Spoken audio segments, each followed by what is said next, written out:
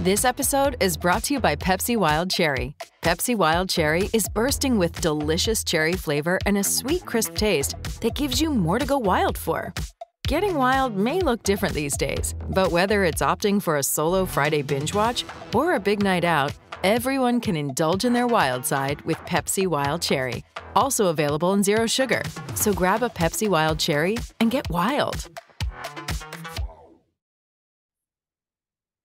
Thanks for choosing this free Anfield Index podcast.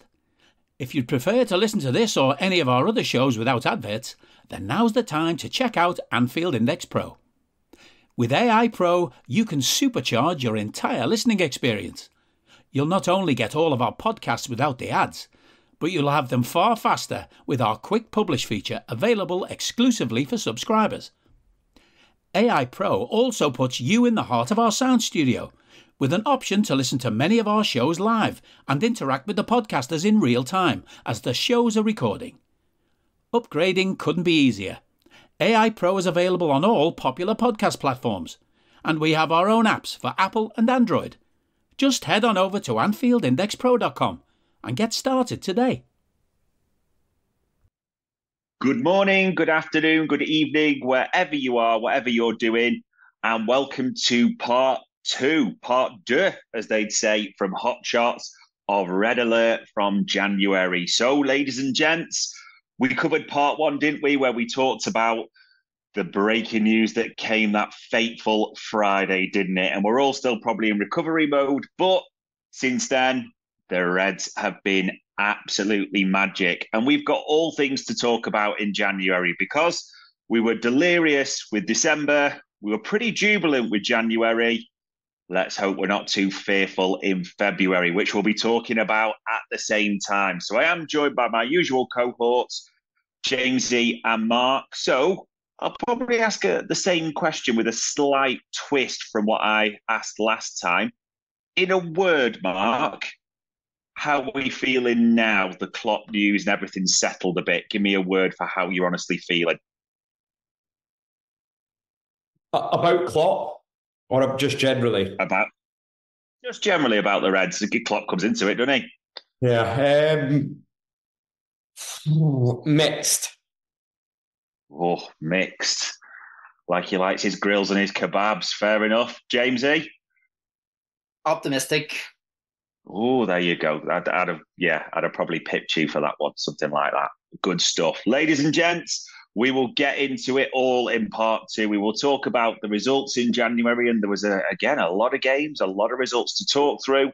We'll have a brief look at off-the-field matters, some quite sad at the moment. I think it's probably fair to start that when we're recording this, obviously the news came out today, didn't it, unfortunately, about Conor Bradley's father tragically passing away on Saturday morning. So I know we and every other Red will be extending our condolences and thoughts to the Bradley family.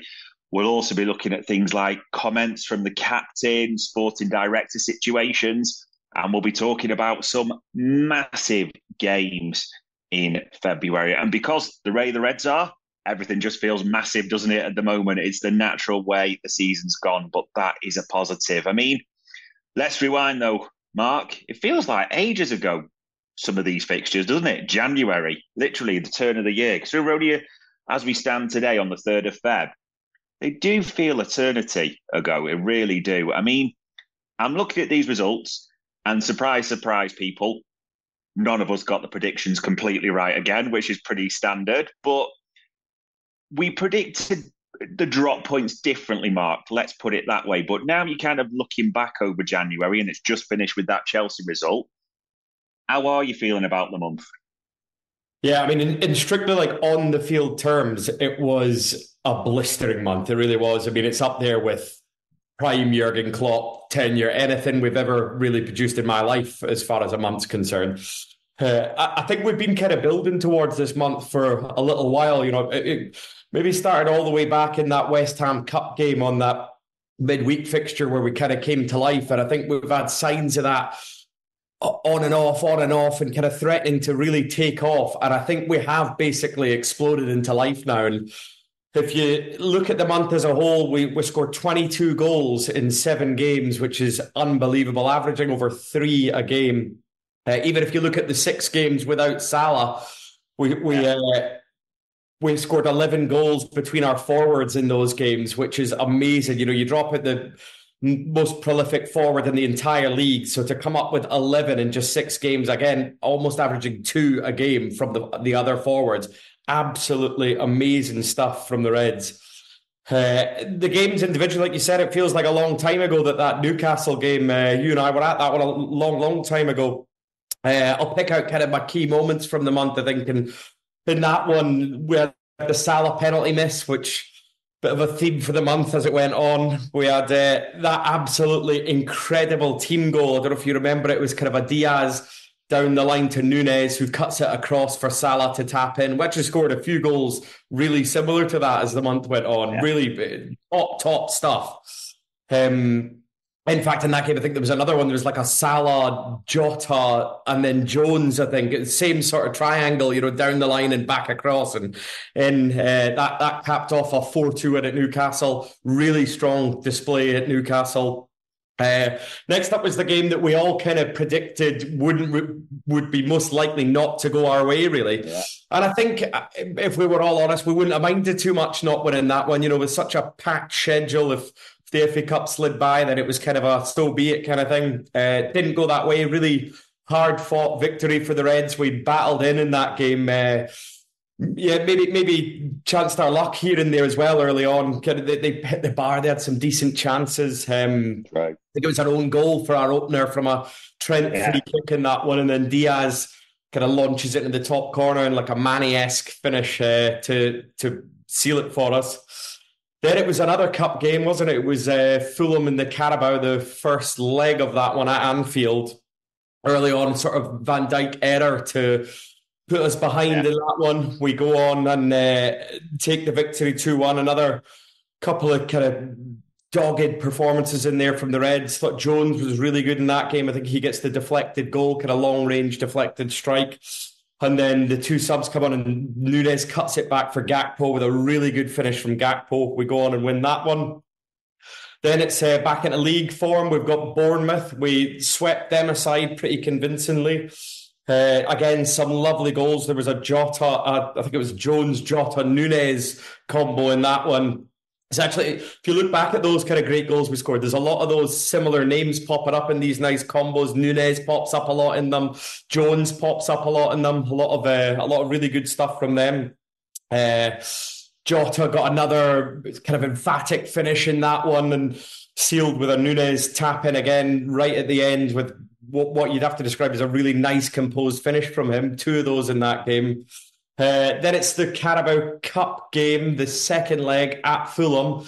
Nice professional performance from the Reds. We really just saw them off, a Diaz goal early on, and I was never too worried from that point on. I don't know about you guys. I just felt we had it. We're in that sort of that vein of form now, the Reds, where you're quite confident. They don't frighten you too much. Even when we're under pressure, I have huge confidence in the way we're defending, kind of almost, we'll get into the individual performances in the month, but everyone's playing at such a high level that you really do have confidence across the board in how we're playing. And the Canates, the Van Dijks, the Allisons, the McAllister, all these guys defending brilliantly.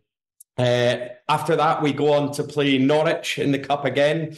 Next FA Cup round. I thought that was a smashing performance. Really did some fantastic stuff there. Bradley kind of starts coming to the party in this one. A couple of great assists in that game. But a Van Dijk kind of trademark header.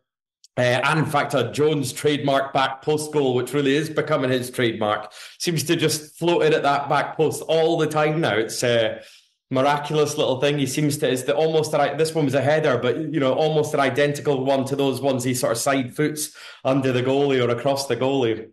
Really, really promising from him. And then the month finishes with Chelsea just the other night there. And I think the Chelsea game is up there with any performance under Klopp at any stage for me.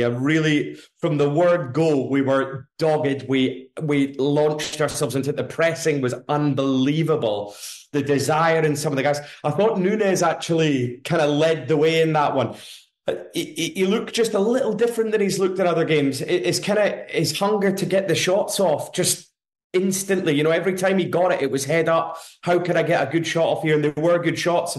I know he didn't end up scoring. He hit the woodwork 4 times and just incredibly unlucky as well. And a lot of them, I thought his left-footed strike across the keeper, brilliant.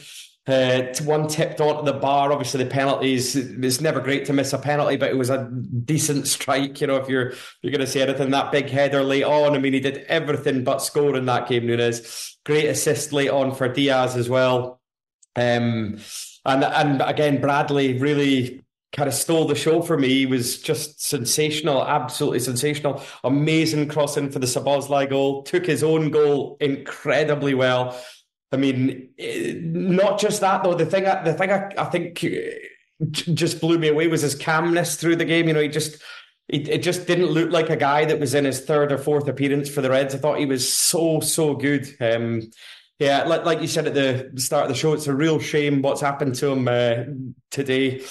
The news about his father and whatnot. That's the real highs and lows of it all, isn't it? I mean, he must have been really flying this week, and I'm sure that will have set him back a little bit. I don't know if they've confirmed if he is or isn't playing tomorrow, but I imagine he probably won't be in the side given what's happened. Completely understandable, obviously, and just kind of wish him well.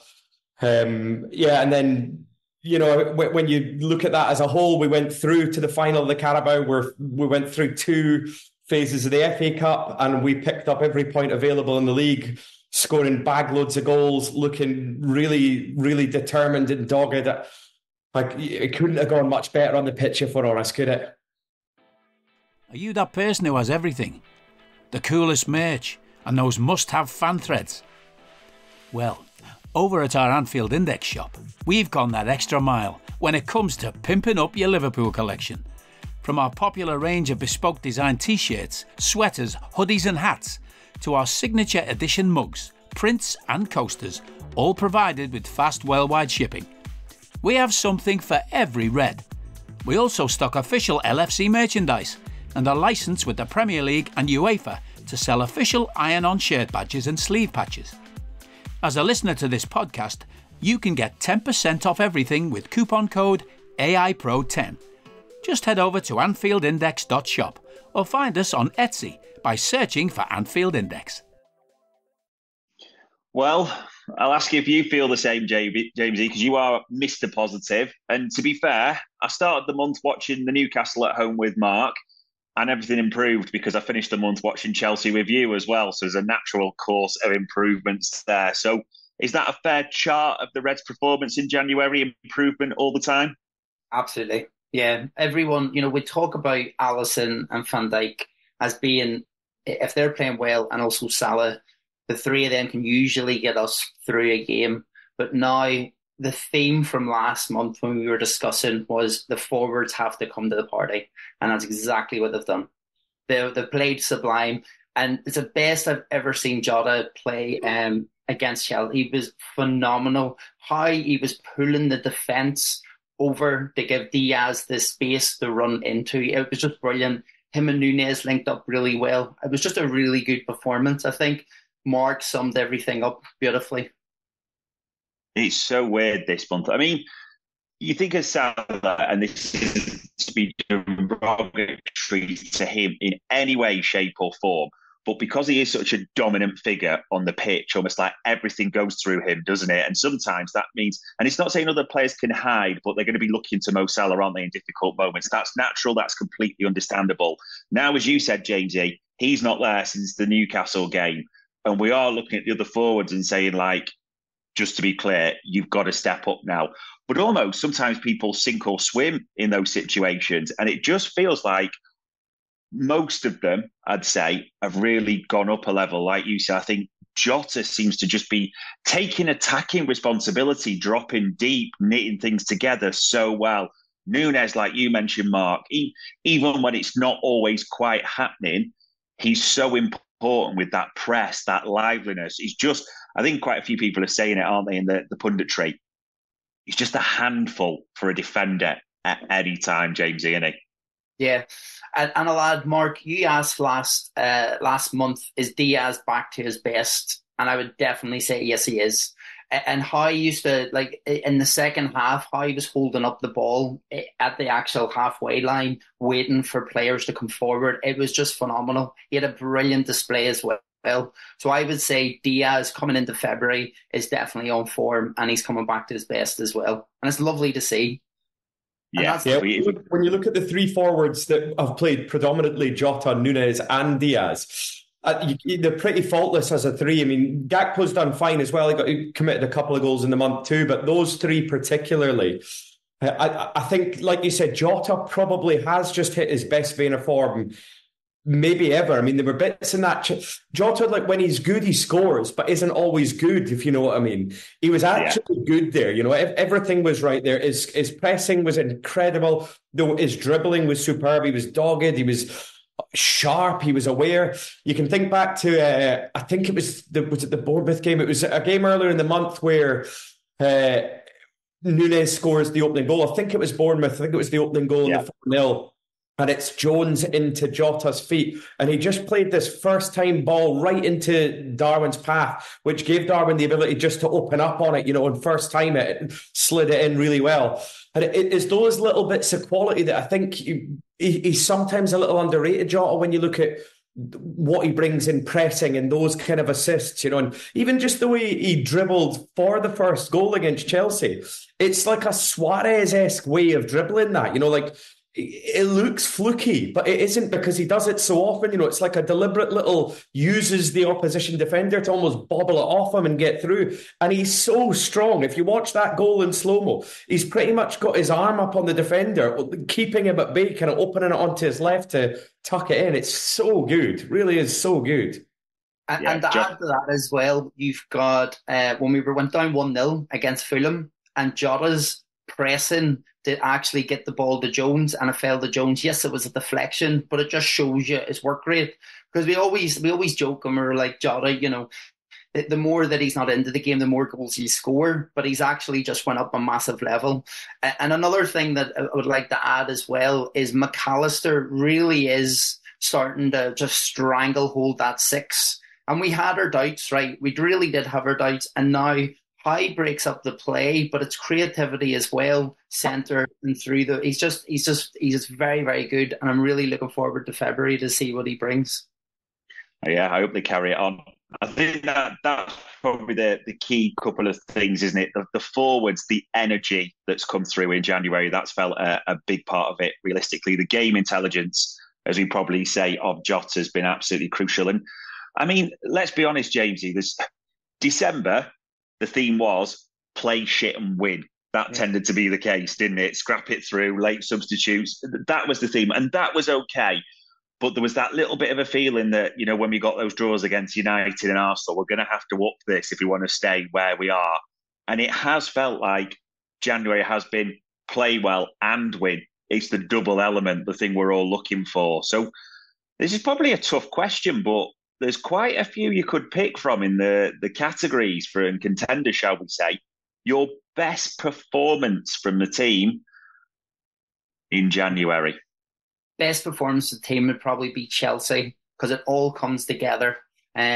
Honestly, could have been 8 or 9. We really were rampant, but at one stage they didn't know what to do. They were sitting in their back line, Chelsea, and they couldn't get out. And they're like, what do we do? Because the press, they had the structure, that everything there to actually just keep them penned in. I think we're really unlucky. I thought it was going to be 6 or 7. So as a complete, because bear in mind that we'll have Endo coming back, and we know the Salah's sitting there, and we know the Trent's coming back and Robertson. So there's a lot of kind of moving balls in the air. And to have that performance, and they're not even on the pitch, I think it was just absolutely sublime. So I would say Chelsea. For the overall. Fair enough. Disagree at all, Mark? No, I agree, Chelsea. I mean, if you're looking for a kind of alternate answer to that, the Arsenal away one was particularly impressive, just in its sort of dogged nature. It was one of those ones where maybe we didn't play as well as the rest of the month. It might have been, you know, the weakest performance in some ways, but it's the result overall. It's just, you know, a really difficult stadium to go to at this moment. Arsenal are definitely in the top 3 sides in the country. And to go there and not even concede is amazing, I think. It really is. It's a sign of where we're at. Again, just the the mentality of the boys, I think, has really come through this month. And that, I mean, the Chelsea one, it all came together. You know, it really was. It was perfect. But I think the Arsenal one was cool in its own right, because to go and win a title or whatever, a trophy of any kind, sometimes you won't play well and you'll need that kind of performance, you know. So to know that we have that there as well is just amazing. Interesting. See, at first, when I looked at it, I was steering towards Chelsea. And sometimes it's that, you know, when you make decisions when things are fresh in your memory, and the most recent games have that. So Chelsea is a contender. I can't dismiss that for 1 second. However, we forget that first game of the month against Newcastle, lads. And we also forget the record XG. Do you remember when we registered a 7.59 XG? And again, Darwin hit the post, was just point blank, just unlucky. I mean, that was another game where I think when I look back to Newcastle, I watched the highlights again. It's like, how the frig was that 3-2 at any time? We were absolutely battering them. But that is the big positive. There were so many good performances. This probably tougher for a different reason, Mark, in all honesty. Any low points at all you pick out in the month? In a good way, probably not too easy to find too many. There really aren't many at all. I mean, if you're looking, you know, obviously aside from the Klopp news, which wasn't the greatest news, on the field there was really not very much went wrong at all. I mean, there were a couple of injury scares here and there that were worrying at the time. Most of them came through as being kind of nothing. We're pretty much back to full strength. I mean, sure, we all saw that beautiful Thiago video yesterday. We've even nearly got him back, but I guess aside from that, maybe the Van Dijk error in the Fulham game, was it? Fulham game, yeah. It's kind of poor header backwards. I mean, that is really scraping the bottom of the barrel for looking for something negative to say. That's all I can come up with. Yeah, and to be fair, we got to give Virgil so if anyone, you've got to give Virgil a break for a start. But people forget. Do you remember he had the cold and flu, so he missed the game before, so he wasn't 100% to start with. I mean, Mark's right there as well, James. We've all seen the videos and we've all seen the footage, but it was like that it's that Vince McMahon meme, isn't it? Where you're like, you get the photo of Thiago and you're like, oh, then you get the video where he gives the eyes, oh, and then like you get the video of Mo Salah back running as well, and you're like, oh, and then like you find Endo is back as well, you're like, type of thing. And it's like, it's all positive in that way. It's been. I expect this is a no, because you are probably the most positive person I know in the freakiest way. Any low points you're dealing for at all? Well, I know you're looking for something, so I'm going to give you the only thing that I would be a bit concerned about is Harvey Elliott and how he presses. I think he has to be a bit more intelligent. I think that if a game's not completely sewn up and he comes in and he starts doing that press, you've seen that he was in, it was his fault for the Chelsea goal. So it was how he doesn't press intelligent. So all in all, that's it seems Fulham as well got caught out a couple of times, presses not intelligently. So I would say that would be the lowest point. And I think that, you know, that the guys at Liverpool, they'll pick that up. And I think hopefully it'll be better next month. Let's just see. I think that's a really good point, that, James, because we've talked about Elliott on this quite a few times in the months, and for me, he's having a really good season. But I actually think January wasn't a good month for Elliott at all. Don't think he did many good things in the month. He started in midfield in the Bournemouth game and didn't look too strong. His cameos kind of off the bench were becoming his trademark, and we didn't really even see any of those in January. And I think what's happened is the team's level has gone up quite a margin, and I don't think his has come up with them this time. Yeah, that's a fair. Yeah, it's interesting. Yeah, and again, when we're saying this, we know we're all sort of clutching at straws a little bit. We're not saying this is a negative. That would probably be too extreme, but probably things. I know the question's phrased a certain way. The two players, funnily enough, Jamesy, I did have that. I did have Harvey Elliott, and I would say at times we've seen this month, just headless chicken pressing, just running out of position, especially just leaving a big gap at times as well. Like, the whole point of a press is it's coordinated, or it's just running around like idiots types of thing. So I think he's got to get that into his game. And like you said, Mark, you'd hope for the cameo, but maybe not quite gone up with the team, shall we say. And I think the other one, you could probably level that out at to some extent. and he did have a better game the other night, but I don't think Gravenberch has quite sort of recovered from that initial drop. We seem to have, especially from the start, and then we had the dip. You kind of hope it was going to be a peak and trough month, wasn't it? And there wasn't really too much of a rise. But again, we can carry that at the moment because we seem to have got a lot of the squad back, the midfield's back, so you can ride it at the moment. But it does feel in February you do want to see a bit more. I think it's fair to say for those two. And Jamesy, I mean, I'm fascinated where you're going to go with this one, pal. Your player of the month for January. This podcast is sponsored by Ramp. Are you the decision maker in your company? Consider this. For the first time in decades, there's a better option for a corporate card and spend management platform. Meet Ramp, the only corporate card and spend management system designed to help you spend less money so you can make more. Most corporate credit cards offer points as incentives, but those points amount to less than their worth in real cash value. Ramp's corporate cards offer you cash back, real money in your pocket. Plus, you control who spends what with each vendor. And Ramp's software collects and verifies receipts automatically, which means you'll stop wasteful spending and close your books in hours instead of days. Businesses that use Ramp add up to 5% to their bottom line the first year. If you're a decision maker, adding Ramp could be one of the best decisions you've ever made. And now get $250 when you join Ramp. Just go to ramp.com/easy. Ramp.com/easy. RAMP.com/easy. Cards issued by Sutton Bank and Celtic Bank, members FDIC. Terms and conditions apply. Personally, my player of the month is Diego Jota. And the reason being is because, we can look at players, and what he's done is he's went up another level, an actual level where he's improved, and everything from his composure to his battling to his dribbling, and then he's clinical. Like, out of the three forwards, there's obviously Salah's at the top, and then it's Jota. The average is, I'll come back to me and I'll tell you what the average is. Yeah. It's 0.6 per 90 minutes. Nice. He has had a good month. Mark, are you going Jota or are you going different? I'm going different, actually, yeah. I mean, I would say in all the months we've done this, there's never been a month with this many positive individual performances.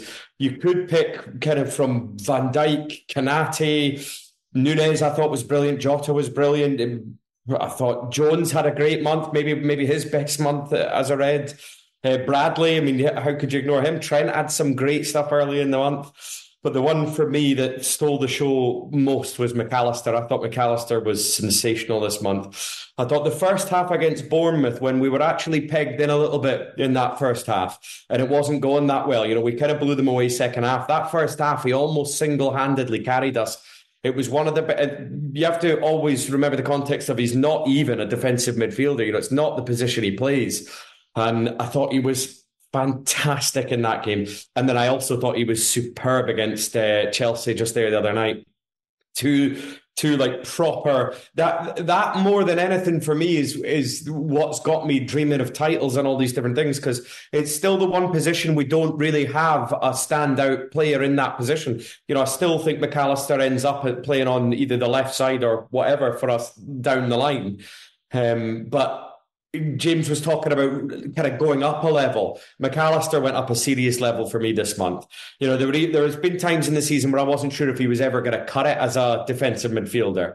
And, those things have been blown away. I've completely forgotten that. I thought he was superb in the month of January. Yeah, I think, I don't know if I'd give him player of the month. And listen, this is one of those months. And Jamesy, by the way, I'm going to come back to you in the moment, and you best have some extra material because you stacked your papers like you were running a Perry Mason sort of lawyer case there. So there best be some stats or extra info when I come back to you shortly. But it's one of them. I almost feel bad giving it to someone because it almost feels like you're diminishing the others. There's just so many contenders in that regard.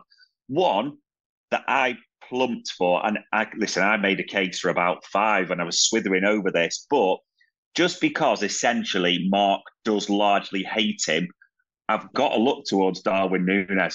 I really have. I look at the month and I think Newcastle, people sort of rode him a bit for that, but he just had such an impact in that game all round. even Arsenal, where he doesn't get a goal or assist, he pressed like a demon in that game. He played on the left, if you remember.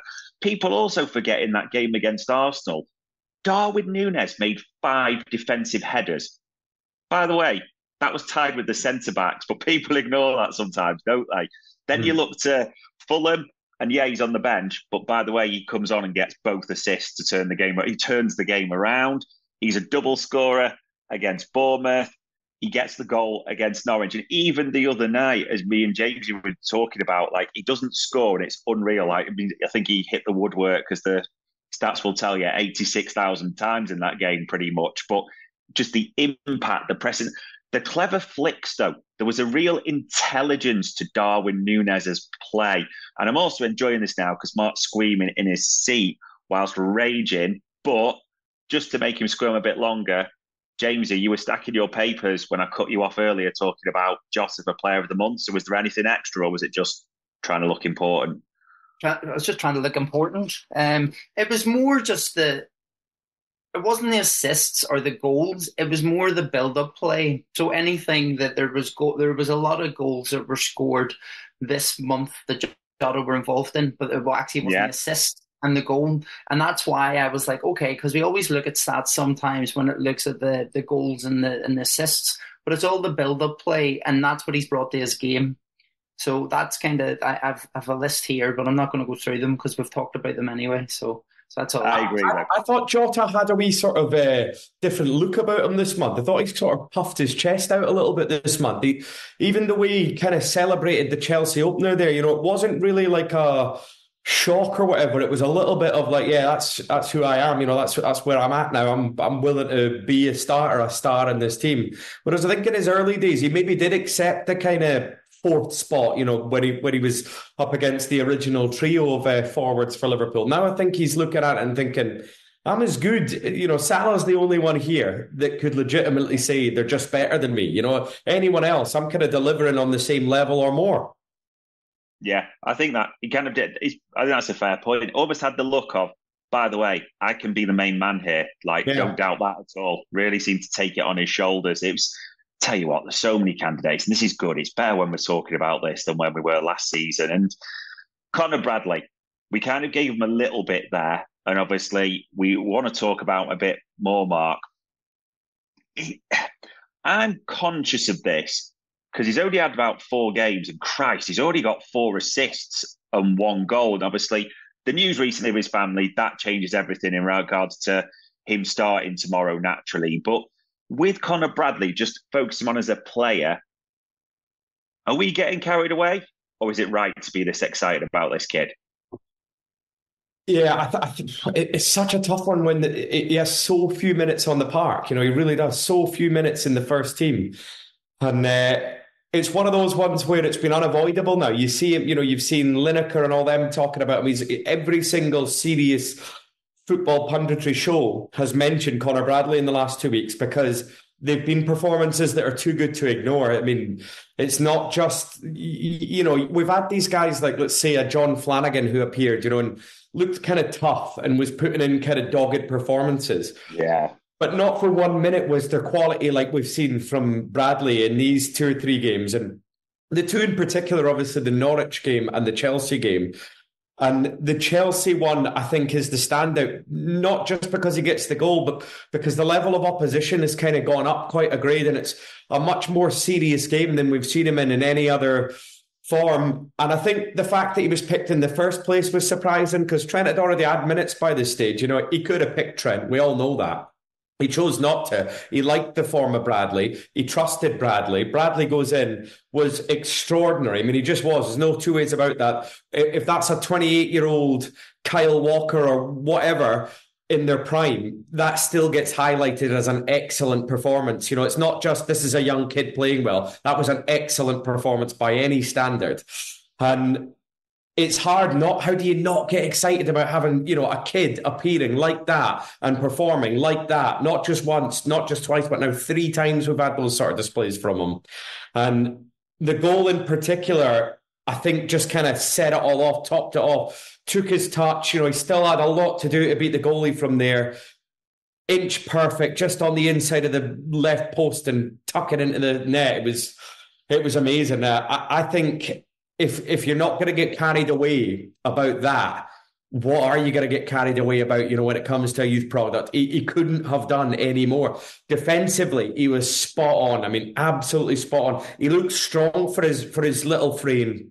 I love the intensity of the kind of tackle, of the way he commits himself. If we're looking at our other right back, Trent, the one complaint we always have is kind of his own commitment to the cause, his own kind of concentrate, whatever you want to call it, but his own defensive kind of mindset. And by the looks of it, we're not going to have those complaints of Bradley. So it will. I mean, if he continues to deliver like that on a week-to-week basis, it sounds mad because I think we've got the best right back in the world, but it becomes difficult to see how Trent gets back in over him because he is so good defensively and seems to have the offensive side. I mean, it really opens up that does Trent become a midfielder debate, doesn't it? Hello, I'm here to annoy you. I'm here to annoy you into listening to more of me and more of others on EPL Index. We don't just have the Anfield Index stuff. We've got EPL Index as well, which covers the entirety of the Premier League. And we have 3 podcasts and a whole bunch of really good writing on EPLindex.com. The podcasts are my own two-footed podcast, which is every day at 4 p.m, Monday through Friday, covering the whole league. We have A Tad Predictable, hosted by Tadiwa. You know Tadiwa, he does Anfield Index. He presents A Tad Predictable before every Premier League match week. And then Kevin DeVries and his crew on the EPL Roundtable, they're every week after the Premier League match week. So make sure you listen to everything we're doing on EPL Index and follow us there on Twitter at EPL Index. Thank you. Bye-bye. It does. I'm going to save my thoughts to the end, Jamesy, because I do want to give you a chance on this one. Because, this is a fellow countryman for you. So I'm guessing this hits a bit different the way it's feeling at the moment, Conor Bradley. What are your thoughts? Well, my thoughts are he went to Bolton last season and he was their player of the season. He played over 38 games for them. So it shows that he's robust. So we can, we get League One's a hard league. It's robust, right? He's been injured with a back injury for a while, and he was on the bench for maybe 4 or 5 games, and then Trent got injured and he took his chance. So it shows you the mentality that he has. Is he ready for our right back? I mean, definitely it's a huge question, and it's a big question mark there. But at the end of the day, if something isn't broke, you don't fix it, right? That's really that's more or less what it goes on. And obviously the tragic news that we heard about him, like it would be a starter for me against Arsenal, 100%. And then again, Trent would have to make his way back into the team again. It sort of reminds me a bit of like an Andy Robertson, where he just was kind of waiting on his wings, and then he got the chance, and then he just flourished. That's what it feels like. And I guess if Trent goes to the Euros and plays midfield, and obviously our new manager that's going to come in is going to see this, and there's going to be a lot of questions. But I would really like to have that question of right back. I love everything about him. Obviously, I'm just a wee bit concerned about, League One compared to Premier League. It's massive. It's huge. So my verdict's not out completely yet. That's all I'm going to say. Let's see what February brings, and then we can talk again at the end of February. How does that sound? Well, it's your answer, not mine. I mean, I get the points. It is good. I think that season of men's football, and for Quanta as well, it's just made such a difference in their development. That's when Liverpool get loans right, and it works. It should do it, and they build from there. I think the thing with Bradley, though, I think it's interesting the way people phrase it, because I think, and I'm not picking on you, even though I like to a lot of the time, and I find real enjoyment from it, Mark. But in regards to what you said, like if he continues his level of performance, I was like, so in 4 games, he's got 4 assists and a goal. So we say in 38 games of a Premier League season, he's going to get 38. But I know what you mean in terms of... I don't mean statistically. I mean just the general level. Yeah, the intensity and the overall performance. Yeah, absolutely. I just thought I'd try and hook you there, and it worked quite well. That was all. So, yeah, with that, I think that's a big point. But officially, let's just be clear, he's played 4 games. He's been the man of the match in 3. Official, sponsors voted for in that regard. I think there's a lot of Liverpool fans as well, quite keen early doors, aren't they? I think he's a bit of a favourite for a lot of people. I mean, I can't remember a homegrown player, and I mean that because we've had signings. Can you remember any homegrown player after 4 games who's had the crowd chanting their name? It's a great point, yeah. Like, I genuinely can't. And by the way, I'm sure someone's going to tell me, we had a striker who did this. Like, a right back who's got the fans chanting his name after 4 games. I think that's almost unheralded before. So that will add to the mix. I get your note of caution, though, Jamesy. This is a young player. He's a defender. It's not even his first season. It's his first few games in the Premier League. By the way, that's got mistake written all over him at some point. He is going to make a mistake. That's the definition of what they're supposed to do, isn't it? Young defenders. If anyone makes a mistake, it's a young centre-back or a young right-back. That's football. If you don't understand that, what we've got to be careful of, if he does make that mistake, we can't jump on him and be like, oh, that's it. He's not like, because by the way, you make a point, Mark, look at Trent's intensity or sometimes lack of there in his defending. We've got to keep the same energy, haven't we, in that regard? So, Jamesy, I know you're getting agitated in your seat, so I know you've got a rebuttal for me or a point that's brewing on your countrymen. What are you thinking? I'm just thinking that I think there's so much euphoria around him because we haven't had a right back for so long, because Trent was always there, always a safe pair of hands, never thought about even he's always going to be playing right back. And now you have someone who plays right back and you're like, wow, the defence is more solid. He can go forward. He can pass the ball. He's creative. He plays 1-2s. He's linking up into the first team where like Van Dijk passes the ball to him. Canate, we push. It's just great to watch. It really is great to watch. But again, if you remember when Baj came through, and again we give that, this is our new number 6, and he's going to do this, and he played fantastic. Too much football for the young lad, and then ended up injured. So again, we just have to be cautious, and that's where my caution comes from. It's not the ability, it's just the intensity of going from League One into the Premier League is completely different. I mean, we were beating Norwich 5-2, so it gives you an idea, and we were probably half on the gas. So that's all. Yeah. It will be interesting to see. There's no two ways about it. And listen, we'll do a little bit of off the field. I think it's important to discuss this, Jamesy. I mean, the manager talks, the manager talk. We've been through that at length in part 1. The sporting director bit I did want to come to you about, because there's been a lot of talk about this, and I'm sure you've seen the names, like we've talked about these. Tim Steidten at West Ham's been linked, hasn't he? Richard Hughes at Bournemouth's been mentioned, and there's a lot of chat for people around what they think or what they look for in a sporting director. And the general briefings from the press to Liverpool's been, it's going to be the sporting director, by the way, before the head coach. That's the next priority. That's the next order. February, I mean, it's a short month in terms of days, but there's a lot of games and a lot to happen in this time.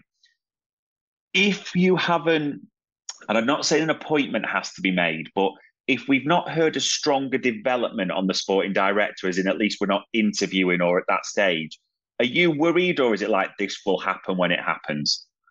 So I'm going to take this a little bit of a different route, okay? We're talking about sporting directors, first of all. SFG have made an appointment of Theo Epstein. Yeah. I'm calling it Epstein because we don't want to have anything with that other person. So I'm just going to call him Theo, right? So the thing about Theo is he's went from a general manager, and now he's gone into senior advisor, okay? He's a proven winner, and he has sports strategic background as well. So straight away, they're starting to put all their we'll call them ducks in a row, which means that they're thinking about, right, what's next? So he's going to come in and he's going to advise. So even, at the end of February, if they haven't got a sporting director, the wheels are turning. It's ready to go. Now, not having a sporting director at the end of February, what does that mean? Well, transfer targets, it's cutting it a wee bit fine. We've got Mo Salah, we've got Trent, and we've got VVD. What's going to happen with their contracts?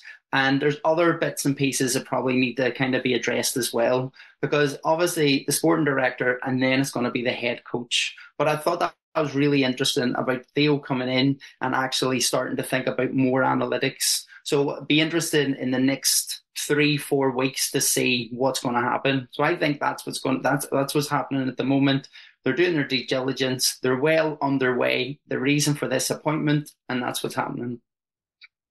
Interesting. So you're all right with the wheels turning, and your mate Theo, because you don't want to get names wrong, because then your friend Ian Beale might get a bit upset with his analogy as well, might he? So that's fair enough. So, by the way, it's Michael Beale. Okay, I was watching too much EastEnders. That's what it must have been. Your excuse. Fair enough, Jamesy. Mark, are you different than Jamesy at all around the off the field stuff? I would say I'm more worried than Jamesy sounds like he is. I just think it's such a difficult and important position to fill. The truth is we've been struggling to fill it for a while, and I know there's like kind of politics in that as well with, you know, the role that Klopp would have accepted. That it makes it a different conversation now than it was with Klopp. But I just don't think we've hit the nail on the head for a couple of years in that department. Pretty much since Edwards, really. I think even Ward, you know, it didn't maybe the same sort of issues that Edwards was finding with Ward.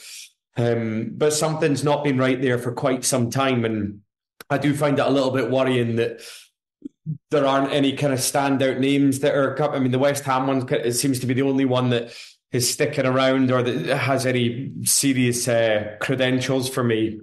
If one of those, if that one doesn't come off, I am just a bit worried that maybe we struck gold in the kind of Klopp and Edwards combination, and it worked so well that almost anything's not going to look as good as that, you know, in comparison. And it's just so difficult, I think, to get it that right again.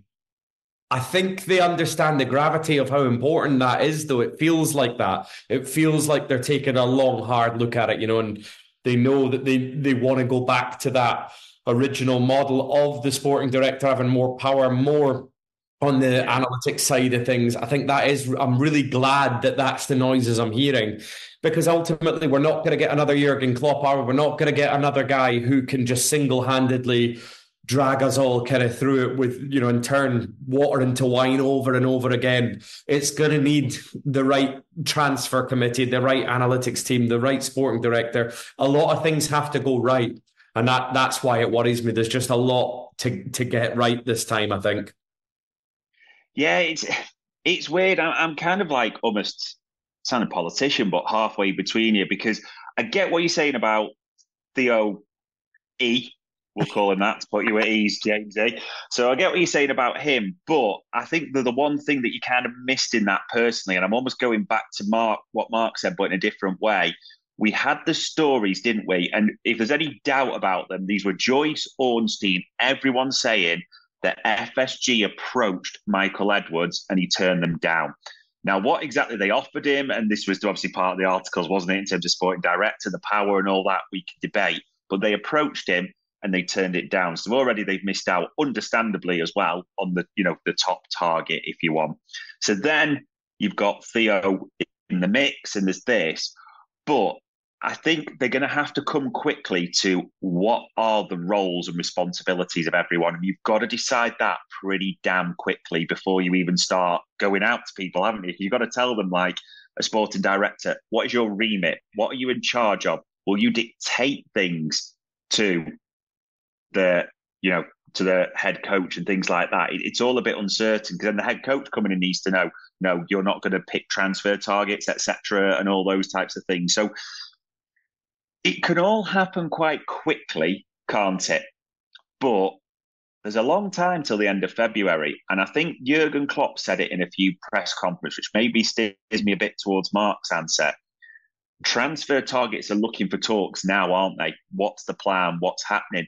By the way, the longer this goes on without any uncertainty, i.e., no sporting director or whatever the role is, no head coach, let's be clear, that turns off transfer targets. It does when you don't know who you're going to be playing for, how it does. We have to be honest about that. And contract renewals. Yeah, exactly. So if there aren't wheels turning by February, I am a bit concerned. But hopefully, as I say, we'll see things, move quickly is maybe the best way of putting it. And speaking of contract renewals, Mark, BVD, his comments caused a bit of a blast with people, didn't he? He had his comments in the mix zone. He's quite an honest character. And then, I say a clarification, but he did the interview, didn't he, with Men in Blazers, and said, just to clarify. So, everyone's seen that pod, all those comments, I'm sure. On his thoughts on that scenario, storm in a teacup or get it for some people? No, storm in a teacup for sure. I mean, he's clearly been kind of misconstrued, a little bit misquoted. I think the annoying thing is it's just stupid of him to have got involved in any of that at all. He's the captain of the club, and in a lot of ways, we should be looking to him. The manager goes, the assistant manager goes. He's like the next senior guy that's visible there, on match day for us.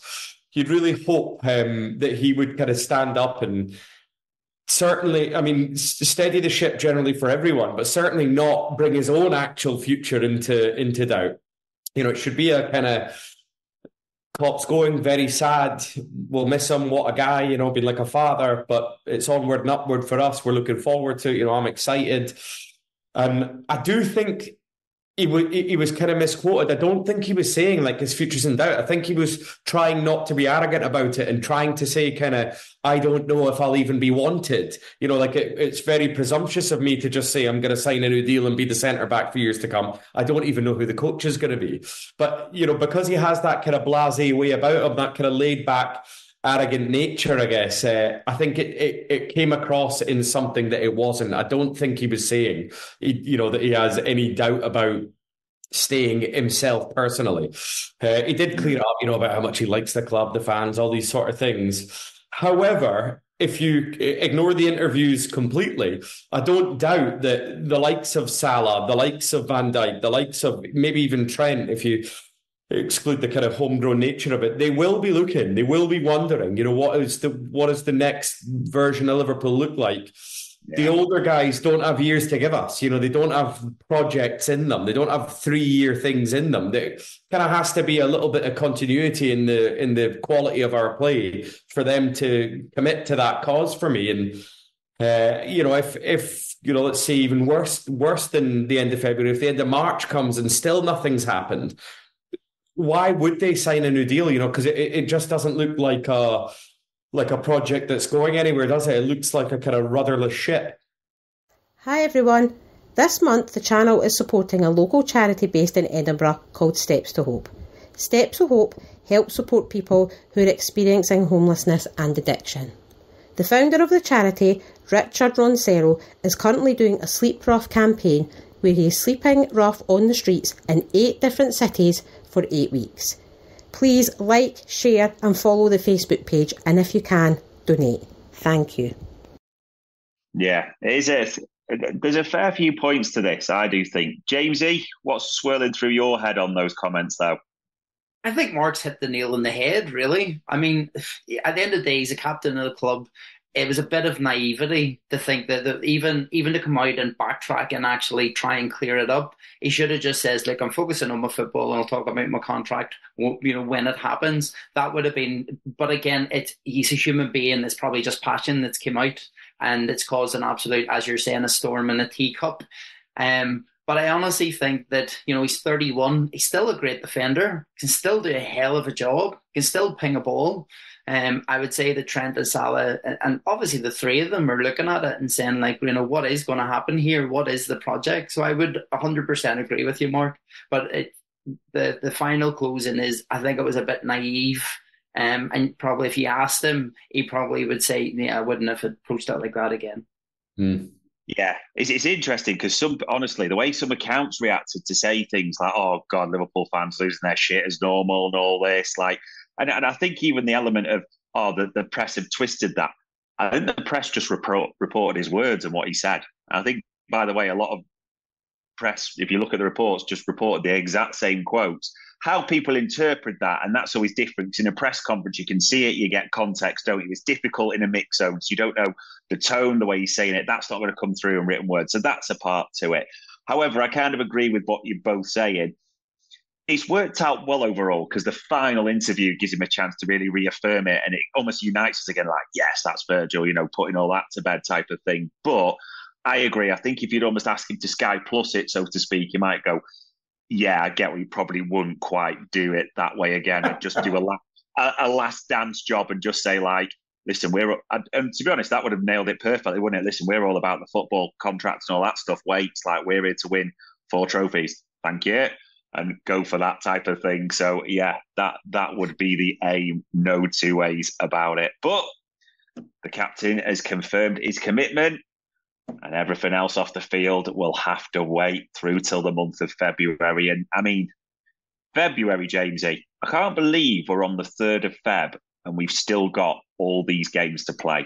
I mean, in a short month, Arsenal away, Burnley home, Brentford away, the Luton rearranged home game now, isn't it? The week of the Carabao Cup final, which is Chelsea on the 25th.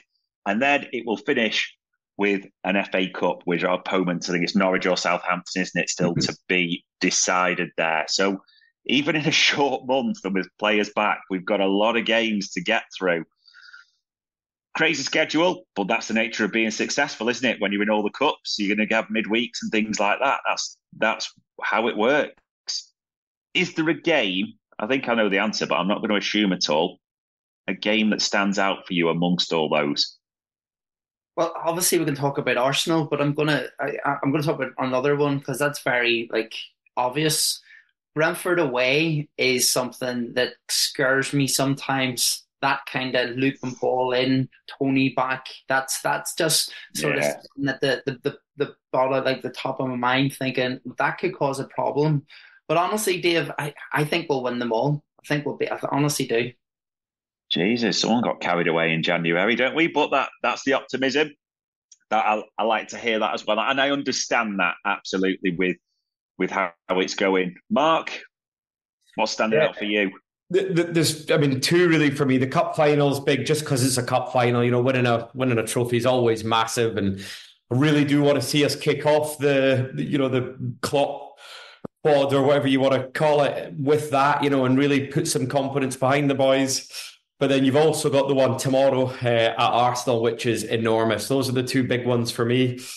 I think just because I'm so desperate for us to win the league because of the nature of Klopp's final year and all these things, the Arsenal one probably just edges it for me, because I really do think if we go and win tomorrow, there's been this kind of progression over the last 2 months of, oh, look, we're kind of close to the top. This is nice. I didn't expect this. And then it got to, oh, we're on top. Still not playing that well, but, we're up there.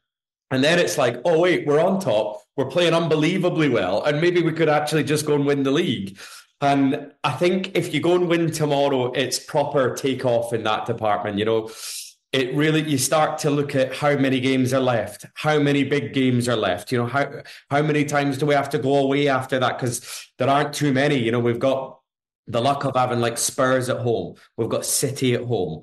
We've already had Chelsea out the way. We've already had Newcastle out the way. The big games, start to really tally down, and you can really start counting those points towards the title, watching every City game, hoping that they don't win, that sort of stuff. So I think the Arsenal game, just edges it for me. I think a win tomorrow is enormous. The final's big. It's a trophy. We should never just dismiss it and say it's an easy one. I totally agree with that. And it will feel like a kick on, but Arsenal's, I just think it's going to define so much because, like you said, a win is massive. And you do feel like you can't really avoid any title talk from now. I know people are going to start going about, the running doesn't start till 5 and all that nonsense, but you are proper in it then if you win that Arsenal game. There's no getting away from it. You are proper in that race and there for, the glory. A draw, let's not mince it as well. because of how well we're playing, we expect to draw minimum. I don't think there's anything wrong with saying that. Yeah, this is still a tough place to go. I'm not denying that for 1 minute. City have lost there, United have lost there. This is a tough place to go. But because of how we're doing and where everything is, we expect, and that's good. That means we're a good team to get a point there. If we lose, and God forbid I'm saying this, we're countenancing this, it does have a dint in everything, doesn't it? It could just have a knock on a few things. So I just feel that it's the opening game. It's massive in terms of the overall aims of the season. And I'm saying this carefully, it could just set off a chain of events one way or the other. Because, imagine if we win at Arsenal tomorrow, the confidence couldn't get any higher. If you win at Arsenal tomorrow... 8 points clear, isn't it? Points clear. Not only that, and the other thing I thought, mate, was 8 points clear. And by the way, the next game, the smart money says Mo Salah's back, Endo's back. Even Thiago's probably back in the squad. Well, we'll say that with a note of cut, but you know what I mean? Yeah, exactly. It just feels monumental. A draw, you'll be like, that's decent. We can move on. We'll take that. That's the expectation, the minimum. And we go. So, yeah, that is the chain of events, as it were. But we have not got long to find out on that one. We'll keep this brief because of time, Mark, but give me your game by game. Yeah, I think we're going to win all of them except for the Arsenal one. It's the only one, and it's like you said, I kind of think minimum draw, and I'm somewhere just in between a draw and a win. I'm not really sure. I think if we play like we did against Chelsea, I think we could wipe the floor with them. I'm not kidding there. I really do. I think that level of intensity, if we can bring that, if we can bottle that and put that into that Arsenal game, it'll be over by half time. I really do think that. I don't think they could live with us. I think City are the only team on the planet that could come up against what we did the other night and hope to withstand it, and even maybe not them. So it comes down to the Arsenal one for me. And I think when pressed, I would just probably lean towards draw. Fair enough. Jamesy, are you doubling down on we win them all? No, I think we'll win them all. I think we're going to batter Arsenal tomorrow. I have a really funny feeling. And the reason being is I think we're in Arteta's head already. And I honestly do. I just think that it's going to be 3-0. This is interesting. I do think it will be a draw tomorrow. And it's almost, I don't say any result with a mainstay of confidence. Like a win would not surprise me remotely the way we're going. A draw, what I think. A loss would disappoint me because of how we're going. It really would. I want to be clear on that because, I know people will be shouting at this thinking, hold on, these are good. This is one of the toughest places to go. Mark already said they are one of the best 3 teams in the country. They've beaten City at home. This is not an easy game for 1 second. We're not suggesting that. But we need to look at us and how we're going and who we've got at the moment. So that would be it. I do think my gut is steering me towards a draw. Now, this is kind of cheating a little bit.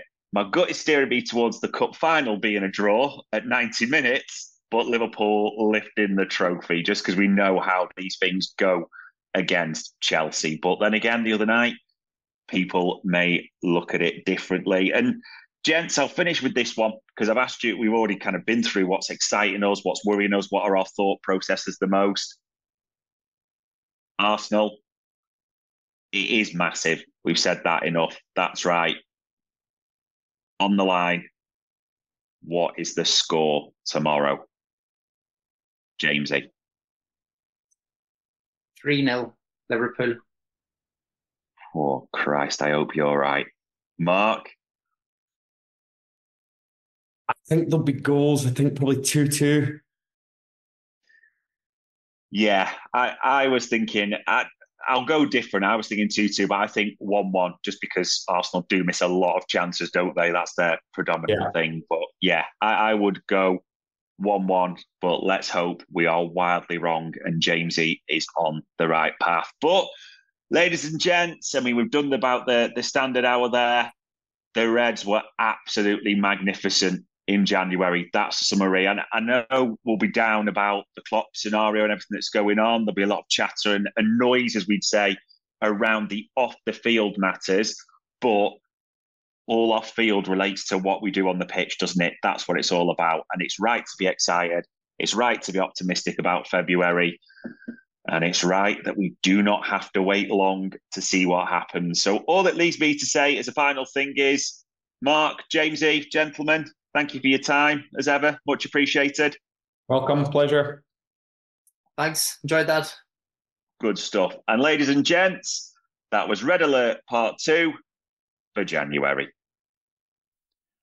We hope you enjoyed listening to this Anfield Index show. Please be sure to subscribe to our channel so future podcasts find their way to your device automatically. There's nothing quite like fan engagement, and we'd love to know what you think of anything discussed on this show. The best way to get in touch is over on our free Discord community, where both podcasters and listeners debate the hottest LFC topics 24/7. Sign up free now at AnfieldIndex.com/Discord. You won't regret it. You can also follow us on Twitter at Anfield Index and find us on Facebook by searching for Anfield Index. Oh, and before you go, we'd love it if you could leave us a 5-star review on your favourite podcast app. It only takes a couple of seconds, and it means the world to the people who create these free shows. Sports Social Podcast Network.